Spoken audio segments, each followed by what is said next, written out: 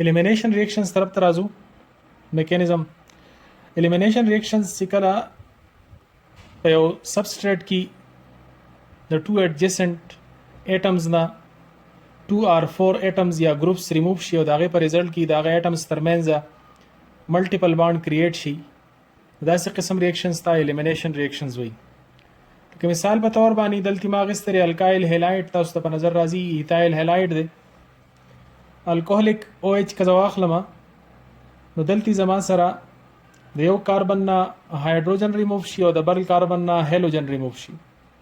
د دې ریموول په ریزلټ کې د دې دواړو کاربن ترمنځ ملټیپل بانډ کریټ شي، دا سنگل بانډ په ډبل باندې ریپلیس شي،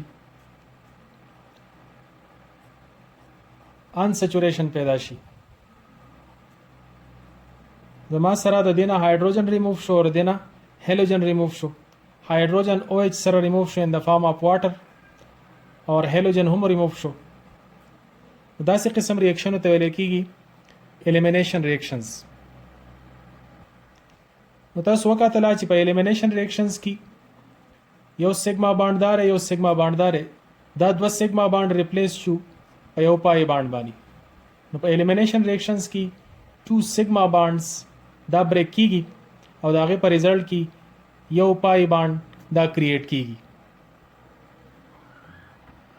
الیمینیشن په حواله سره ما یو بل اگزامپل دا راوغستو، کاربن اور د یو سپیشي د زموږ سره کاربن سره OH 2R اور یو NH2 میلاو دي.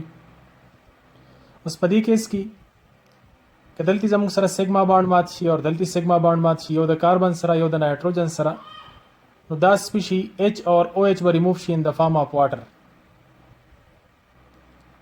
نو 2 سیګما بانډ بریک شو او ریزلټ کې به د کاربن اور د نایټروجن ترمنځ ډبل بانډ کریټ شي، RC ډبل بانډ NH. تاسو وکتله د 2 سیګما بانډز ریپلیس شو په یو پای بانډ باندې. دا هم زموږ سره الیمینیشن ریاکشن دی.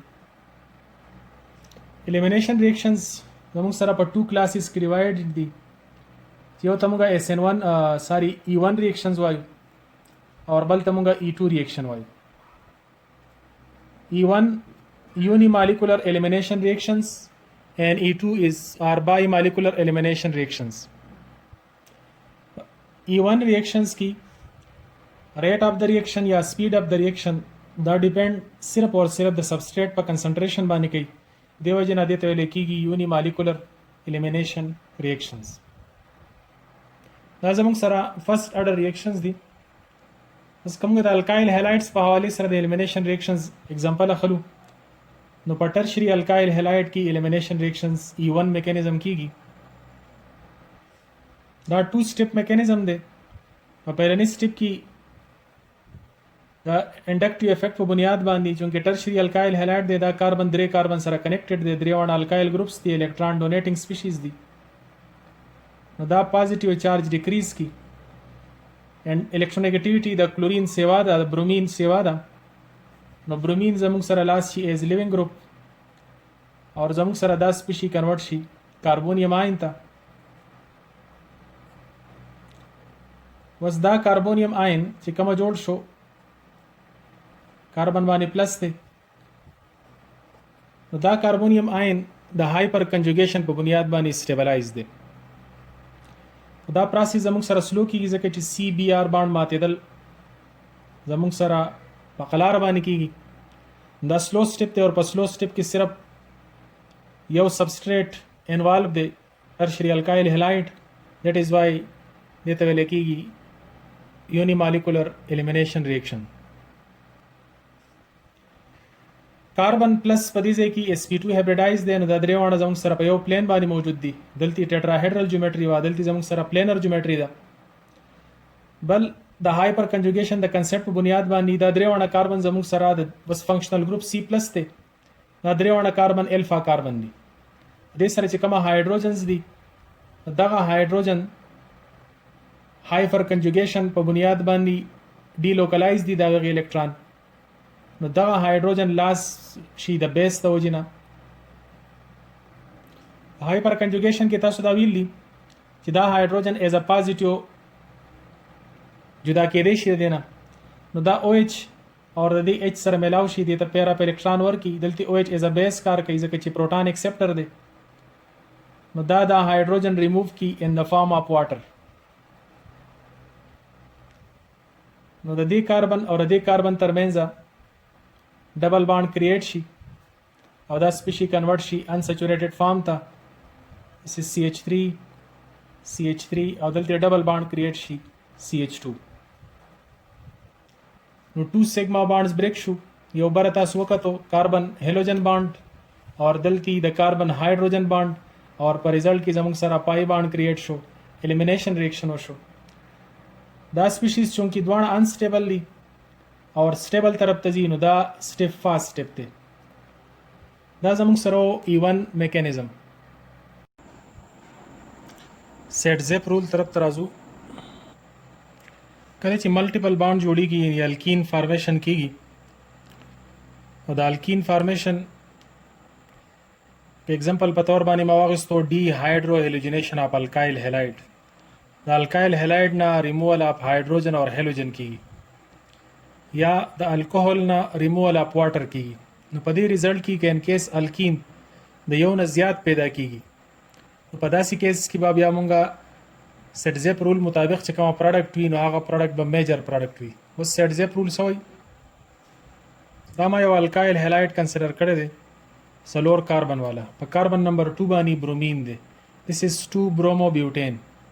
اوس که په دې الکایل هیلایډ کې تاسو لږ فوکس ورکړئ نو فنکشنل ګروپ سره چې کومه کاربن اٹیچ دی دا الفا کاربن دی او د الفا سره دې طرف ته یو کاربن اٹیچ دی بیٹا کاربن and this is also beta carbon. نو که تاسو دې دوانو بیٹا کاربن ته وګورئ نو د دې سره 2 هایدروجنز دي او د دې بیٹا سره 3 هایدروجنز دي. سیټ زیپ رول سوی چې د هغه بیٹا کاربن نه به هایدروجن ریموو کیږي چې د کم سره کاربن لیس دي. نو په ریزلټ کې به زموږ سره مور سبسټیټیوټډ بنزین الکین پیدا کیږي.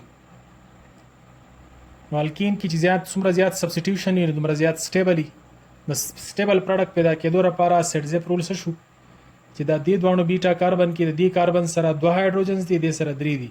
نو لہذا میجر پروډکټ به سیټ زیپ رول مطابق دای چې د دې بیٹا کاربن نه هایدروجن ریموو شي اور په ریزلټ کې زموږ سره دلته ډبل بانډ کریټ شي.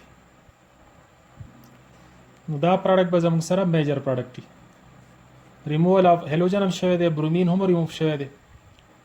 دې ماینس نه مراد دی لاس. نو برومین لیوینګ ګروپ ته دا بهر شو او د دې بیٹا نه هایدروجن ریموو شو دا به میجر پروډکټ دی. اوس دې مطلب هرگز دا نه دی چې دا بل پروډکټ به جوړیږي دا بل پروډکټ به هم جوړیږي لیکن دغه په کم پرسنټیج سره. اوس که دا هایدروجن ریموو شي او هیلوجن ریموو شي نو دلته به ډبل بانډ کریټ شي 1 بیوټین به پیدا شي. اوس 2 بیوټین کی مور سبسټیټیوټ دی ډبل بانډ اباؤٹ 2 الکایل اٹیچ دي دا پروډکټ 80% پیدا کیږي 2 بیوټین او دا زموږ سره 1 بیوټین دی دې طرف ته صرف یو الکایل له پدې ځای کې ډبل بانډ اباؤٹ نو دا زموږ سره 20% پیدا کیږي. د سیټ زیپ رول مطابق دا برنه پروډکټ جوړ شو.